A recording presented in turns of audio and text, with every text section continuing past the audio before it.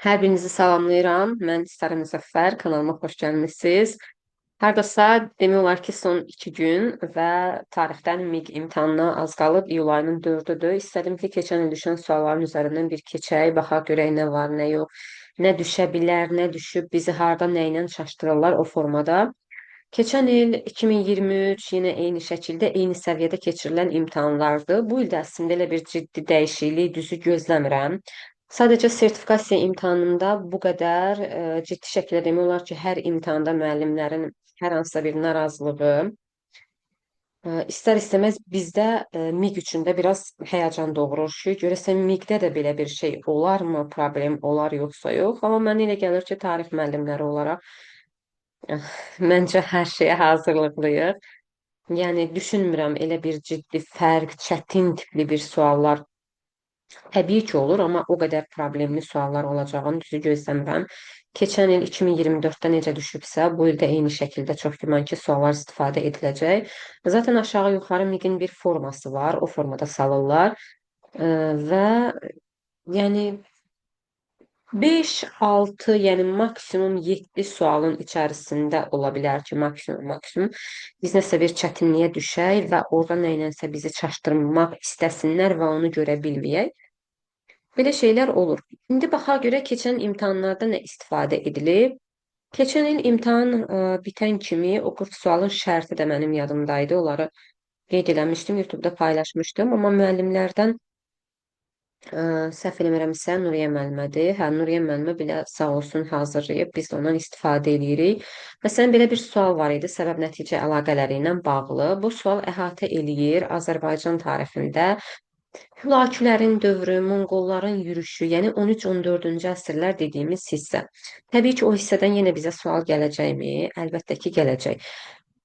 Eyni şəkildə ola bilər ki, Hülakülər dövlətinin Qızıl Ordu ilə mübarizəsindən düşsün. Ola bilər ki, Hülakülər dövlətində yenə Qazan xanın öz islahatlarından düşsün və yaxud Hülakülərin dövründə Çobanilərin onları idarə etməsi dövründən düşsün. Əbu Səidin fəaliyyəti Əmir Çobanla olan aralarındakı məsələlər, belə şeylər istifadə edilə bilər. Təbii ki, hər şeyə hazırlıqlı olmalıyıq. Nə gələcəksə yazacağıq. Yəni bu elə bir şeydir ki, MIQ-də konkret deyirik ki, hə, buradan sual gələcək və ya buradan sual gələ bilməyəcək. Belə şeyləri demək nisbətən çətindir. Amma dəqiq bildiyimiz şey var ki, Azərbaycan tarixində istənilən dövrü bölsək, getsək, məsələn, dediyimiz bu dövr Azərbaycan Monqolların yürüşü, Cəlaləddinin yürüşü və ya Hülaki dövləti 3 dənə mövzuda mütləq şəkildə bir sual olaraq istifadə edəcəklər. İkinci sualda, məsələn, qəşəng çaşdırıcı suallardan biri idi Cahanşahın fəaliyyəti. 2023 imtahanda da istifadə ediblər, Cahanşah 2024 imtahanda da istifadə ediblər. Məsələn, mən düşünürəm ki, bu il Ağqoyunlu dövləti gələ bilər. Onsuz da Azərbaycan 15-ci əsrdə Qaraqoyunlu, Ağqoyunlu və sosial-iqtisadi həyat. Nəsə Ağqoyunluya aid bir sual gözləyirəm və sosial-iqtisadi həyatla nəsə qarışdırıb, o kənqaşdı, təvaçidir, Ağqoyunlu dövlətində ordu sistemidir. Yəni bundan bir sual istifadə edə bilərlər. Məsələn, MIQ-in əsas xüsusiyyətlərindən biri budur ki, sualların içərisində qoyulan çaşdırıcı məqamlar. Məsələn, Cahanşahın dövründə bizə burada deyir ki, Osmanlı ilə dostluq münasibətlərinin əsasının qoyulması. Hə, biz bunu görən kimi çıxarıq ki, o Cahanşahın dövründə deyil. Yəni uzun-uzun izahı qeyd etmək istəmirəm, çünki kifayət qədər paylaşılıb, müəllimlər qeyd ediblər, təkrar olmasın, sadəcə öz fikirlərimi qeyd edəcəm. Bir dənə belə sualımız yenə olacaq. Dünyada hər hansısa bir hadisə ilə Azərbaycanda hər hansısa bir eyni dövr olar, fərqli dövr olar. Məsələn, burada görürük ki, fərqli dövrdür. Biri 12-ci əsrdir, biri 13-ün sonu, 14-ün əvvəlləridir. Amma bir oxşarlıq kimi bizə verəcəkmi? Verəcək. İndi hər hansısa bir dövr 17-ci əsr, 18-ci əsr, yəni nə bilim aşağı qədim dövrlər, erkən orta əsrlər. Bir dənə də bu tipdə sualımız var. Yenə istifadə edəcəklər. Bu öz yerində. Növbəti sadə sual idi, yəni elə də çətin tipli bir sual deyil. Növbəti sualımız əsas sual istifadə edilən hissələr, yəni ki, yeni və müasir dövrlərdir. Digər dövrlərdən ola bilər ki, bir sual istifadə edilirsə, yeni və müasir dövrlərdən hardasa 2, maksimum 3 sual olaraq istifadə edilir. Məsələn, bu hissə Fransadan bizə düşən sual. Dünya dövlətləri 19-20-ci əsrin əvvəllərində belə bir başlığımız var. Bu başlığın içərisində olan mövzular çoxdular. Çünki başlayır bizdə orada ABŞ var, Böyük Britaniya, Fransa, Almaniya, İngiltərə, Rusiya, Osmanlı. Çin, Hindistan, Yaponiya. Bu qədər dövlət var. Bir dənə də dövlətlərarası münasibətlər var. Və sual olaraq təbii ki, 2-3 sual olaraq əhatələndirib sualmaq istəyirlər. Bu da o suallardan biridir. Qəşəng sualdır. Fransa istifadə ediblər. Çox olur ki, belə testlərdə miqdə Osmanlı hökmdarları istifadə olunsun. Məsələn, bu il ola bilər ki, 19-cu əsrdə belə dövlətlərdən biri Osmanlı tək sual olaraq gəlsin. Əbdülhəmidin dövrü və yaxud 2-ci Mahmudun dövrü. Təbii ki, o hissədən bir sual gözlənilir. Növbəti gördüyümüz sual bizdə əhatə edir Azərbaycan 2-ci Respublika dövründə. Yəni Azərbaycan, hətta bunu konkretləşdirsək, Azərbaycan SSR 20-ci əsrin 20-40-cı illərində belə bir səbəb-nəticə əlaqəmiz var. Ümumiyyətlə, miqdə son dövrlər səbəb-nəticə əlaqələri sanki daha çox istifadə edilir. Bir səbəb-nəticə əlaqələridir çox istifadə edilən. Bir də uyğunluq. Burada da görürük belə bir uyğunluq verib bizə. Bu uyğunluğun içərisində iqtisadi siyasətlər istəyir. Yenə eyni şəkildə bu dövrdən bir sualımız gələcək 20-40-dan. Nəsə mən düşünürəm ki, mənim düşüncəmə görə Azərbaycan ərazi bütövlüyünə qəsd hissəsindən gələ bilər. Biz hansı ərazilərimizi Gürcüstana nəyə vermişik, Ermənistana nəyə vermişik və yaxud burada Azərbaycan SSR-nin ikinci konstitusiyasında bir yenilik var, əlavə edilmiş məsələ var. Ola bilər onu istifadə edərlər. Nədir o əlavə edilmiş məsələ?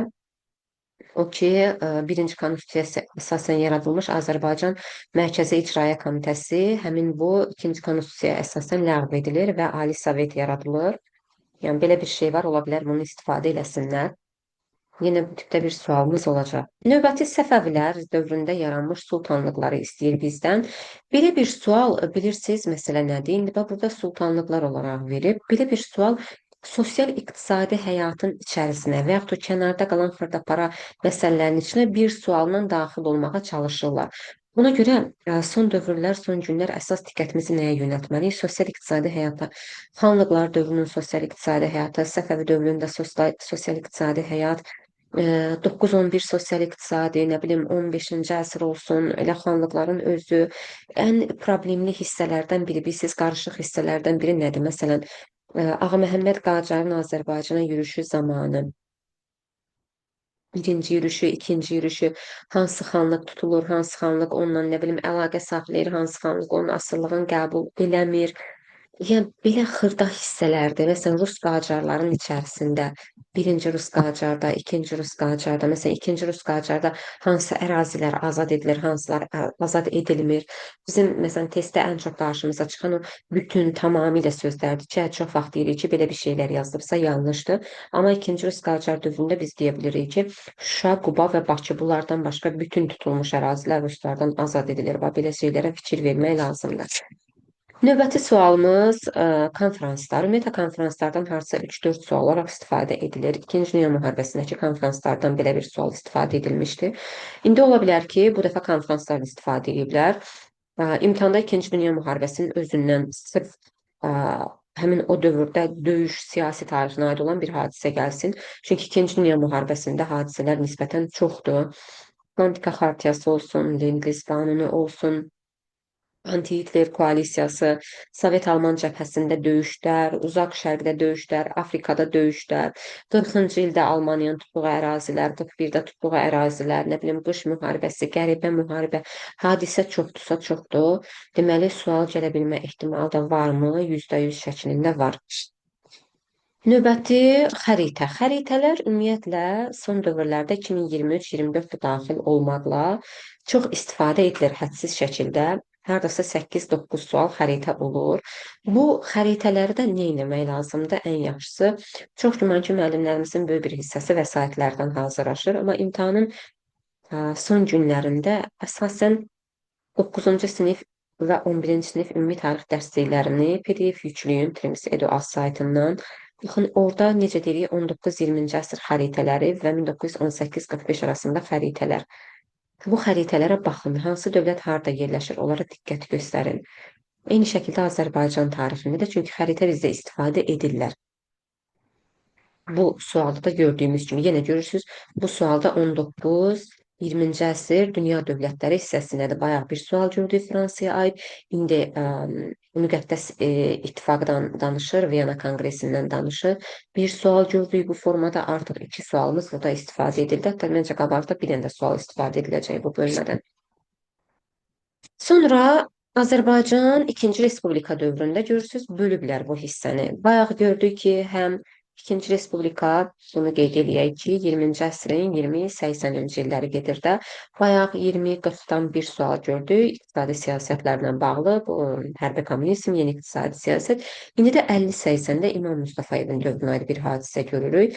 Bundan görürsüz, ayrı sual salıb, bundan da ayrı sual salıb. Ola bilər ki, bu dəfə İmam Mustafayev salmasın, Heydər Əliyevin rəhbərliyi dövrü salsın, birinci rəhbərliyi, nə bilim, Vəli Axundovun dövrü, ümumi Azərbaycan, məsələn, 50-60 və yaxud da 70-80-ci illərdə hadisələr bu formada, amma yenə də sual şəklində təbii ki, istifadə ediləcək. Ola bilər ki, o formada istifadə eləməsin, istifadə eləsin o hissənin mədəniyyəti olaraq.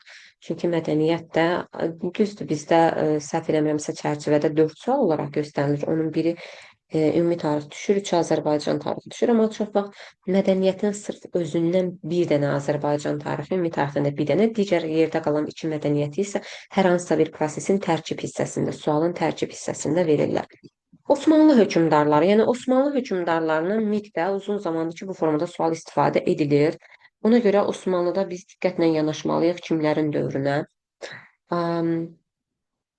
Əsas məsələ Köprülü Mehmet və onun oğlu Fazil Əhmədin islahatları və bir islahatlar budur. Sonra İbrahim Paşanın islahatları, Lalə dövrü, bax bir budur. Mahmudu indi burada salıblar, nə olsun, o demək deyil ki, salmayacaqlar, ola bilər ki, yenə də sala bilərlər. Birinci Mahmudun özünün islahatları. Ondan sonra gəlir 3-cü Səlim, burada görürük onun islahatları, amma burada məncə birinci Mahmud deyil, ikinci Mahmud idi, çünki suala baxanda şərtində alınmır doğru cavab. İkinci Mahmud və onun islahatları, yəni ən çox bu islahat olan şəxslərə daha çox üstünlük verilir. Nəsə mən düşünürəm ki, bu il yəqin ki, Lalə dövrü salarlar və ya birinci Mahmudun dövrünü salarlar. Düz bu birinci Mahmud deyildi, məncə ikinci Mahmud idi. Bir dənə indi onu dəqiq deyəcəm, çünki dediyim kimi imtahandan çıxandan sonra mən bunları yadda saxlamışdım sualların şərtini. İndi deyəcəm bu birinci Mahmud idi, yoxsa ikinci Mahmud idi. Deməli,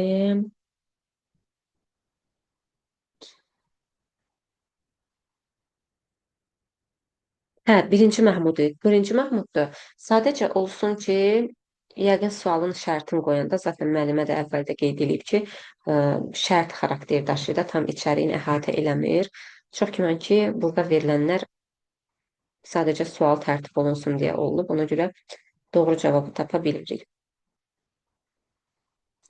Bu belə, amma təbii ki, yəni dedim ki, İbrahim Paşa gözləyirəm, ikinci Mahmud gözləyirəm, ola bilər, gələ bilər, Əbdülhəmidin dövrü, belə şeylər. Cənubi Azərbaycan. Biz 5 dənə Cənubi Azərbaycan mövzusu keçirik. Cənubi Azərbaycan 19-cu əsrdə 1905-11 inqilab dövrü, Xiyabani hərəkatı, Pişəvəri hərəkatı, bir də Azərbaycan-İran inqilabı dövründə 78-79. 5 dənə Cənubi Azərbaycan var. Bir sualımız Cənubi Azərbaycandan da burada gördüyünüz kimi. Burada birləşdiriblər, miks ediblər 45-46 ilə 78-79-u. İndi ola bilər ki, bu il salsınlar Məşrutə, Xiyabani, 19-cu əsr. Ən qəşəng suallardan biri istifadə edə bilərlər. Azərbaycan, Şimali Azərbaycan 19-un ikinci yarısı, Cənubi Azərbaycan 19-un ikinci yarısı, belə bir sualımız gələ bilər, amma mütləq şəkildə bir sualımız da Cənubi Azərbaycandan olacaq. Növbəti belə bir sual görəcəyik yenə də. Hər hansısa bir hadisənin mövcudluğu dövründə ya bizdə, ya da Avropada baş verən hadisə. Məsələn, bu sualda 12-ci sualda görürük ki, Azərbaycan BMT Təhlükəsizlik Şurasına qeyri-daimi üzv olduğu dönəmdə, yəni 2011-13-cü illərdə nələr baş verib? Ola bilər yazar ki, 100 illik müharibə dövründə Azərbaycanda, yəni nə bilim, Səfəvi Osmanlı 1-ci müharibə dövründə Avropada, ya 30 illik müharibə dövründə Azərbaycanda, ya belə bir suallardan mütləq şəkildə bir dənə yenə qarşımıza çıxacaq. Davam eləsək, coğrafi kəşflər, bu hissə Avropa orta əsrlərdə hissəsində minimum 2 sualımız da bundan var. Birində Azərbaycan tərəfindən əlaqələndirilsələr 3 sual olur. Bu bölmə bizdə əhatə edir xaç işləridir. Sonra İngiltərəmiz var, Fransamız var, Almaniyamız var, coğrafi kəşflərimiz var və 30 illik müharibəmiz var. 30 illik müharibəni bizdə istifadə elədi 2023-də, 2024-də istifadə eləməyiblər. Nə reformasiyanı da 30 illik müharibə. İndi ola bilər ki, bu il yenidən 30 illik müharibəyə üst tutsunlar və yaxud xaç yürüşlərinə üst tutsunlar, çünki salınmayıb çoxdandır. Yəni nəsə o 30 illik müharibə və sərhəd yürüşləri belə bir şeylər istifadə edə bilərlər. Səfəvi dövləti minimum bizim iki dənə sualımızdır. İndi belə bir sual 17-nin ikinci yarısı. Bu abituriyentdə də belə olur. 17-nin ikinci yarısını həmişə ayrı salırlar. Bir dənə də siyasi tarixə ayrı sual salırlar. Eyni şey aiddir MİQə-də. İndi ola bilər ki, 17-nin ikinci yarısı Səfəvi dövlətində bayaq dediyimiz sosial-iqtisadi həyat məsələsi. Bax, oradan bir sual gəlsin. Bu dəfə gördüyümüz sual əsasən əhatə edir siyasi tarixdə. Sadə bir məsələni. Amma ola bilər ki, indi sual istifadə olunsun. 17-nin ikinci yarısında Səfəvi dövlətində sosial-iqtisadi həyat, vergilər, torpaq mülkiyyət formaları, sənətkar kateqoriyaları, kəndi kateqoriyaları, ali zümrə. Bunlardan bir sual çox güman ki, istifadə eləyəcəklər. Növbəti biz görürük dünya dövlətləri 2-ci Dünya müharibəsindən sonra burada əsasən necə istifadə edilir? Buradan iki sual istifadə edirlər. Birin ya xronoloji ardıcıllıq, ya hansının yerində isə ardıcıllıq düz olar, elə verirlər və yaxud soyuq müharibə dövrünə aid olaraq verilir. Biri də digər dövlətlərin öz daxili məsələlərinə həsr olunur. Keçən il Yaponiya və Çin istifadə ediblər. Belə sual idi. Belə idi bunun şərti. Bir dənə şərtə baxın. Oradan dəqiq qeyd edəcəm sizə.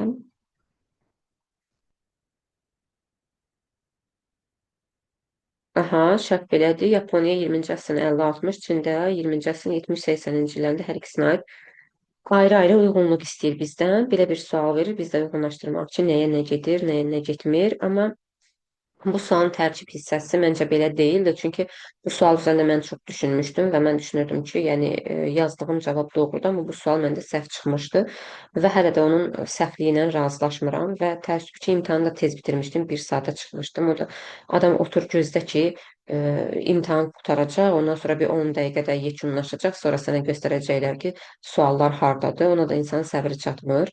Ən böyük problemlərdən biri odur ki, sonrakı dövrlərdə də suallar ictimaiyyətə açıqlanmır. Biz də heç bilmirik nə oldu, nə olmadı. Elə gedirik, boş veririk, hə, oldu, qurtardı. Bu il amma nəsə biraz düşünürəm ki, ciddi düşəcəm sualların üstünə. Çünki son dövrlər sertifikasiyada belə bir halların yaşanması, yəni gözlənilən ki, eyni adam, onu yazan adam gəlib bunu da yazır. Yəni düzdür, bizdə sertifikasiya tarixdən olmayıb, amma hər ehtimala qarşı bütün sualları bir-bir çalışacağam, hamısını yadımda saxlayım. Daxili ilə bir yerdə nəsə bir problem olsa, sonra yaxşı sözümüzü deyə bilək. Tək olmasın belə bir şeyə ehtiyac qalmasın. Sonra baxın dediyim kimi yenə xəritə və konfranslar. Ümumiyyətlə konfranslara diqqətlə fikir vermək lazımdır. Konfranslar 30 illik müharibə ilə başlayır və ən son konfransı nə vaxt görürük biz? Hardasa 1990 Paris Xartiyasına qədər gedir çıxır, yəni konfranslar. Yenə xəritə üzərində verib diqqətlə baxmaq lazımdır ki, hansı konfransda hansı dövlətlər iştirak eləyir. Ola bilər, məsələn, bu dəfə Strezanı verib, növbəti dəfə Locarnonu verər, nə bilim, Münheni verər. Eyni şəkildə baxaq, yenə yadımızda qalsın. Təbii ki, istifadə ediləcək. 1918-45 aralığıdır bu. Burada da hadisə çoxdur. İkinci Dünya müharibəsi daxildir bura, ABŞ daxildir, Türkiyə, SSR, Almaniya, dövlətlərarası münasibətlər, nə bilim, İspaniyada vətəndaş müharibəsi, İtaliyanın Liviyada soyqırımı diqqətli olmalı olduğumuz yerlərdəndir. Belə bir sual, deməli, son MİQ imtahanlarında belə bir anlayış yazır və onun mahiyyəti nədir, bizdən onu istəyir. Düzü bu il üçün, bilmirəm, kiçik bir ehtimalla düşünürəm ki, belə bir sual olmayacaq. Əvəzində tarixin metodlarına aid sual gələ bilər. Məsələn, sistemli metod, müqayisəli metod, genetik metod, tarixə yanaşma metodları da. Bu metodlarla bizi bir növ çaşdıra bilər. Tərs köşə türklər demiş, edə bilər metodlardan. Axırıncı dəfə metodlardan sual düşüb 2021-də. Bir də tarixə köməkçi fənlər, tarixə köməkçi elmlər, onlardan da sual düşüb 2022-də. Nə 2023-də belə bir sual görməmişik, nə 2024-də belə bir sual görməmişik. bu iki məsələ gəlsə diqqətli olun, indidən hazırlıqlı olun. Bir dənə üzərindən keçin. Hamısı zaten şeydə var, Google-da var. Yazsaz çıxacaq qabağınıza metodlarda, köməkçi fənlərdə. Sonra bir dənə mətnimiz olacaq və o mətni bizə verəcək. Mətnin içərisindən biz anlayış çıxartmalıyıq ki, nədir, hansı dövləti istəyir və yaxud hansı hökmdarı istəyir və yaxud hansı hadisəni istəyir. Sonra gedək ona aid olan hadisəni uyğunlaşdıraq. Məsələn, burada Fransanı istəyir. Verilənlərdən zaten aydın olur ki, Fransadır. Bilirik, xəritədə də Fransanı tapırıq ki, Fransa 5-də idi. Sonra Ərəb xilafəti Azərbaycanda hakimiyyətdə olduğu dövr, əsas çaşdırıcı dövrlərdən biri də budur. Çünki xilafət Azərbaycanda hakimiyyətdə olanda iqtisadi sahədə tədbirləri var, siyasi sahədə tədbirləri var, inzibati sahədə tədbirləri var.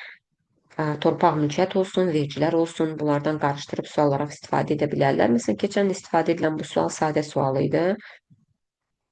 Uyğunluğu müəyyən istəyir bizdən. Elə A variantını götürürük ki, Rəşidi xəlifələrin dövründə Dərbənd şəhəri vergilərdən azad edildi. Bu demək deyil ki, bu ildə belə sadə sual gələcək. Ola bilər ki, bu nisbətən çətinləşdirilmiş formada istifadə eləsinlər. Amma dediyim kimi, ümumi 40 sualın içərisinə baxanda bizə çətinlik yarada biləcək sual sayı hardasa maksimum 5-7 aralığında olur. Bu da ona görə tərtib edilir ki, imtahanda artıq o bal məhdudiyyətinə gedib çata bilək və yaxud çata bilməyək. AXC təbii ki, bir dənə sualdır yenə. Düşünürəm ki, bu il AXC-nin nəsə xarici siyasətindən bir şeylər salacaqlar ya da ki, belə dövlət quruculuğu tədbiri və yaxud mədəni tədbiri belə şey istifadə edə bilərlər. Növbəti Azərbaycan müstəqillik illərində minimum 3, maksimum 4 sual olaraq istifadə edilir. Heydər Əliyevin dövrünü görürük, salıblar keçən il. Bu il İlham Əliyevin dövrü gələ bilər və yaxud da yenə Heydər Əliyevin dövrü gələ bilər. Ən məşhur suallardan da vaxtı ilə dimdə istifadə edilib. Elçibə ilə Heydər Əliyevin oxşarlığı, Atatürklə Heydər Əliyevin oxşarlığı və Heydər Əliyevlə İlham Əliyevin özünün oxşarlıqlarını istəyər və yaxud fərqlərini istəyər və yaxud Eyler-Venn diaqramında verər. Yenə belə bir sualımız gələcək.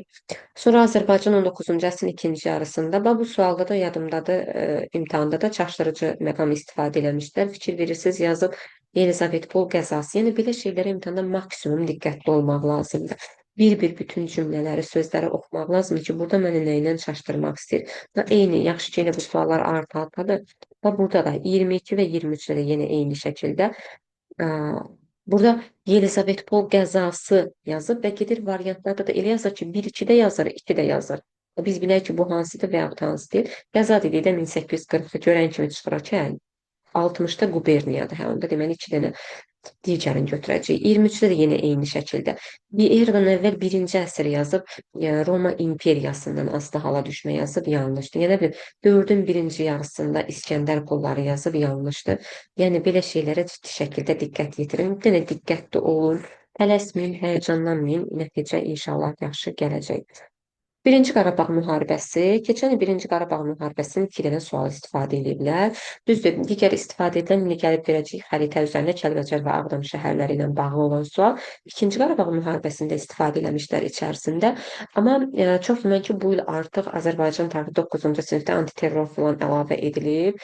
Buna görə baya biraz dəyişikliklər var. O dəyişikliklər üstədə fikir vermək lazımdır. Antiterror olsun, qisas əməliyyatı olsun, Günnüt əməliyyatı, aprel döyüşləri, 1-ci Qarabağ, 2-ci Qarabağ yenə sual olaraq mütləq şəkildə istifadə ediləcək.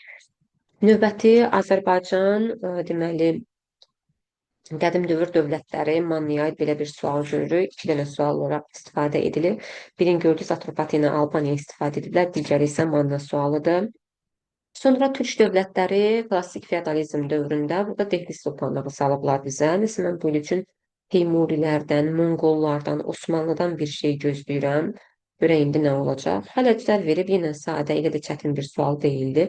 Yəni MİQ imtahanından çox da belə şey eləməyində nə qədər gözümüzdə böyütsək, o qədər də nəticəsi bizim üçün ağır olar. Yaxşı suallar istifadə edilir. Dediyim kimi 5-7 sual artıq o qalıb bizim daha çox çalışmağımıza, diqqətimizə, tələsməməyimizə ki, nəticəmiz yaxşı olsun. Xəritə yenə Roma tərəfindən işğal edilən ərazilər. Məsələn, keçən Romadan belə siyasi tarixlə ilgili sual istifadə olunmayıb. Xəritədə sadə belə bir sual salıblar. Ola bilər ki, bu il yenə geniş şəkildə istifadə edilsin, amma sual olacaqmı? Mütləq şəkildə. İbtidai icma zaten bir dənə sualdır qəbulumuzun. Gəldik əsas məsələ mədəniyyət. Dünya mədəniyyətindən bizdən klassik dövr mədəniyyəti düşür, Türk mədəniyyəti, bir də Avropa mədəniyyəti. 2023-cü ildə Avropa mədəniyyəti saldılar, 2024-cü ildə Türk xalqlarının mədəniyyəti salıblar. Bu ardıcıllıqla getsək, bu 2025-ə yenidən Avropa mədəniyyəti düşür. Çox güman ki, elə Avropa mədəniyyəti də salacaqlar. 11-15-ci əsr bu David heykəli, Michelangelo, nə bilim, Leonardo da Vinci, Mona Lisa əsəri, Kopernik, Qaliley, nə bilim, universitetlər, humanistlər, belə bir şeylər ola bilər ki, istifadə edilsin. Hə, baxın bu sualda çaşdırıblar. Necə çaşdırıblar? Var İsfahan rəsədxanasının tikilməsi. Mən isə deyəsən bu sual belə deyildi. İsfahan rəsədxanasının tikintisinə rəhbərlik edilməsi yazılmışdı. Hə, yadıma düşdü. Tikintisinə rəhbərlik edilməsi yazılmışdı. Amma biz tikintiyə rəhbərliyi Uluqbəydə görürük. Ömər Xəyyam sadəcə həmin o rəsədxananın fəaliyyətində iştirak edib. Və variantda da gətiriblər. Elə salıblar ki, Ömər Xəyyama həm B verib, həm B-si var, həm də C var sadəcə. Və belə bir sual idi, bu sualın şərti yadımdadır, çünki düşünmüşdüm bu sual üzərində də. Elyanizlər dövləti zaten bir dənə sualımızdır. Yenə ikinci MİQ imtahanında da görəcəyik. Sual olaraq bizə istifadə ediləcək.